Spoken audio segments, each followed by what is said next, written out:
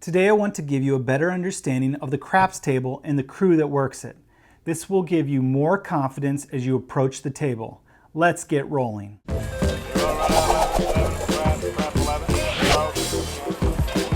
The craps table. There aren't any regulation craps tables. They come in all sizes, lengths, widths, colors, and different playing surfaces. The most common table is the 12-foot table. Most casinos may have 1 or 2 tables, while others might have as many as 10. There are also casinos that don't have a table at all, and that's just sad. These Las Vegas style tables can accommodate up to 8 players per side or 16 total. A padded rail runs along the top edge of the rack to hold your chips. Most have similar layouts with maybe slight differences printed on the felt or surface.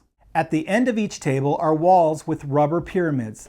The dice shooter tosses the dice to the opposite side of the table and off the pyramids to cause the dice to bounce off in a random direction. The table will have a small sign posting the minimum and maximum amounts that can be wagered per bet. You might see a table with a sign like this. This means the minimum bet is $5 and the maximum is $5,000, while you can also bet 3, 4, and 5 times odds. We will discuss odds in detail in a later video.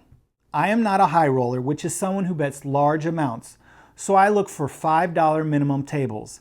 In Las Vegas, these tables are becoming quite rare. You can find them downtown or at some of the casinos on the Strip during the morning. Usually by the evening or on weekends, they raise their minimums to $10, $15, or $25. The crew that works the table is usually a team of 4 casino employees. The stickman, who stands at the center of the table, 2 dealers who stand opposite the stickman and at either end of the table, and a boxman who sits between the dealers. The stickman is responsible for the dice. He uses a hooked stick to move the dice around. He pushes the dice to the shooter and collects the dice to the center of the table after each roll. The stickman controls the pace of the game and generates excitement by calling out each roll of the dice. He is also responsible for all the prop bets in the center of the table. The dealers take care of all the bets on their end of the table. He pays winning bets, collects losing ones, and converts cash to chips, and will color up chips for the player. You interact mostly with the dealer, so if you have any questions during the game, just ask them.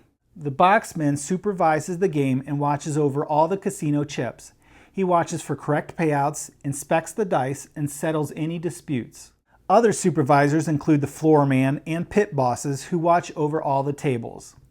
Now these crews typically work for low pay and rely on tips, so they should be providing very good customer service to you and help you with any questions you might have.